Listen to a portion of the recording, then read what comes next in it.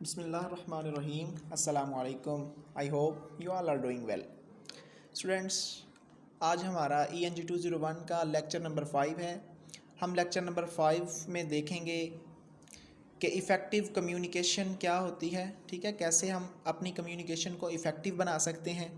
और अपने इसमें जो मेन इसमें टॉपिक हम पढ़ेंगे वो है डिफ़ाइनिंग ऑब्जेक्टिव्स, ठीक है, अपने मकासद को कैसे बयान करना है हम इसमें सारा पढ़ेंगे।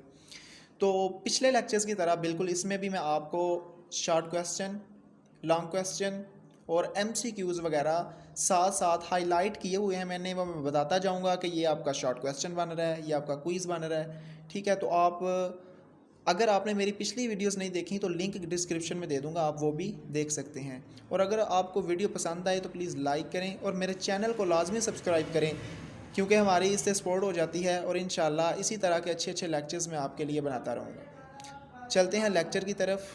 तो इसमें ये आउटलाइंस हैं, इनको वन बाय वन हम देख लेते हैं। सबसे पहले हमारा डिफाइनिंग योर कम्युनिकेशन ऑब्जेक्टिव्स।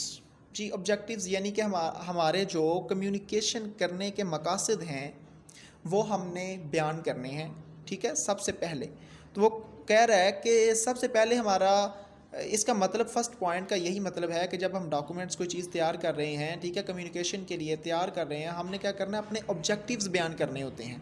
और ये बिगिनिंग में स्टार्ट कर यानी कि स्टार्ट में हमने ये बयान करने होते हैं, ठीक है।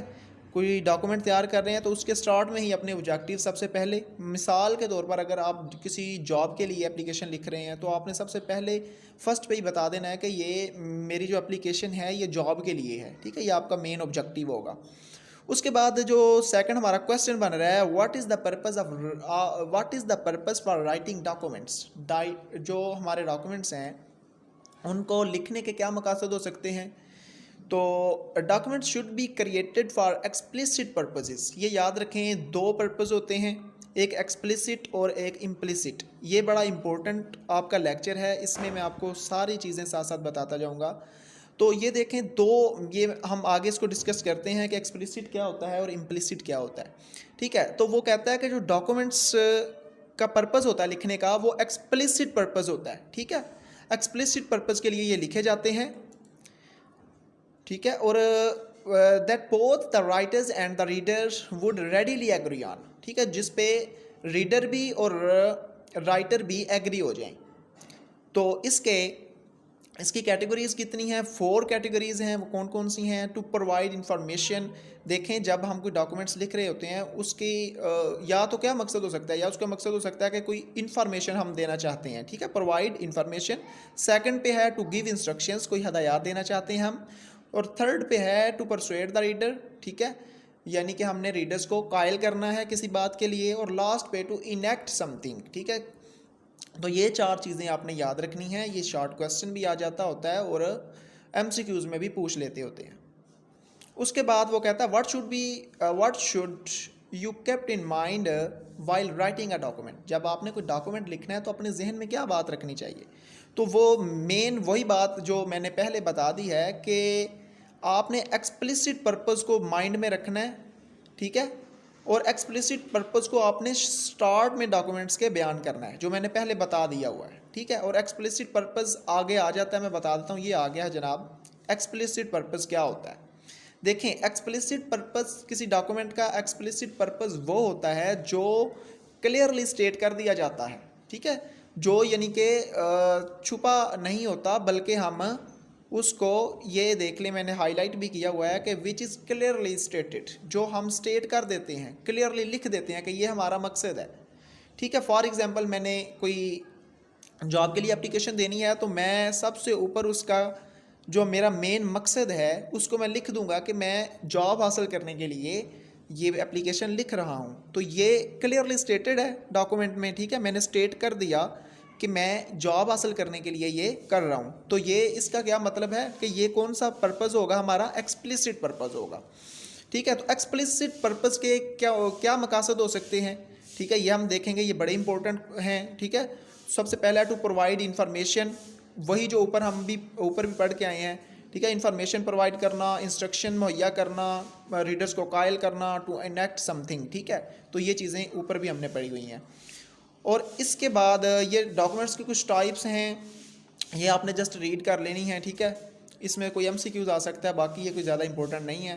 तो ये डॉक्यूमेंट्स दैट गिव इंस्ट्रक्शंस, कौन से डॉक्यूमेंट हैं जो हमें इंस्ट्रक्शंस देते हैं? तो एक प्रपोजल्स, ठीक है, और एक डॉक्यूमेंट में सेक्शन कितने होते हैं, प्रोसीजर्स और वर्क प्लान, ठीक है, ये और ये प्रपोजल्स वगैरह इस तरह के ना हम ये डिटेल में नेक्स्ट वाले लेक्चर्स में, आने वाले लेक्चर्स में पढ़ेंगे। वर्क प्लान, जैसे कोई प्रोसीजर, क्या प्रोसीजर है किसी काम को करने का, वर्क प्लान के हमने कोई अगर काम करना है तो उसका प्लान कैसे करना है, ठीक है।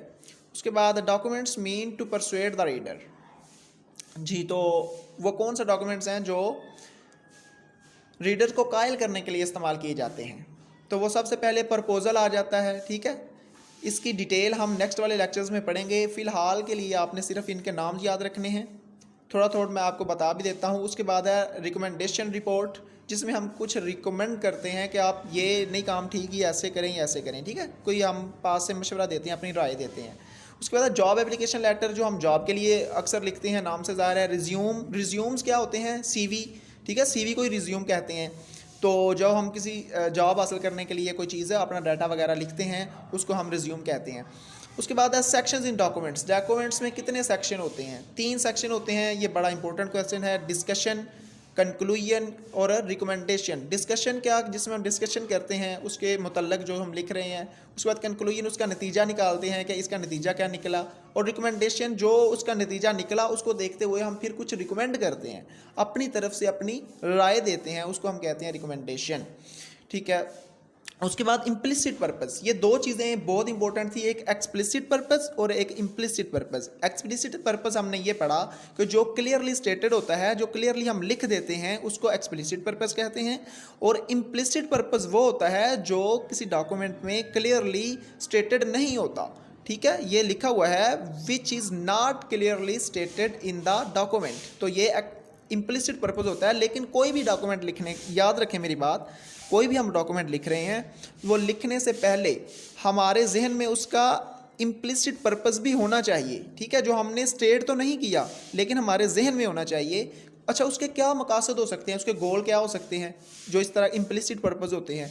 ये हैं टू इस्टेब्लिश रिलेशनशिप, ठीक है, रिलेशनशिप बनाने के लिए, to create trust and establish credibility, और लास्ट पे है डॉक्यूमेंट्स एक्शंस। तो ये 3 चीज़ें हैं जो हम ये मकासद हासिल करने के लिए हम इम्प्लिसिट पर्पस को अपने माइंड में रखना ज़रूरी होता है, ठीक है। तो ये 2 पर्पस थे। ये बड़ा इंपॉर्टेंट शॉर्ट क्वेश्चन भी है और ये लॉन्ग भी आ जाता होता है, और लॉन्ग में ये सारा कुछ हमें बताना पड़ता है, जो हम ऊपर भी पढ़ के आए हैं और नीचे भी पढ़ के ये भी पढ़ रहे हैं। तो ये बाकी सिर्फ रीड कर लें, कोई MCQs ना आ जाए, बल्कि इनमें से ये सिर्फ रीड करने वाला है, ये एग्ज़ाम के पॉइंट ऑफ व्यू से इसमें कुछ भी नहीं करने वाला, ठीक है। तो यही था आज का हमारा छोटा सा लेक्चर। इंशाल्लाह मिलते हैं नेक्स्ट लेक्चर में। नेक्स्ट लेक्चर में हम 6 वाला इंशाल्लाह लेक्चर स्टार्ट करेंगे। ओके, अपना ख्याल रखिएगा।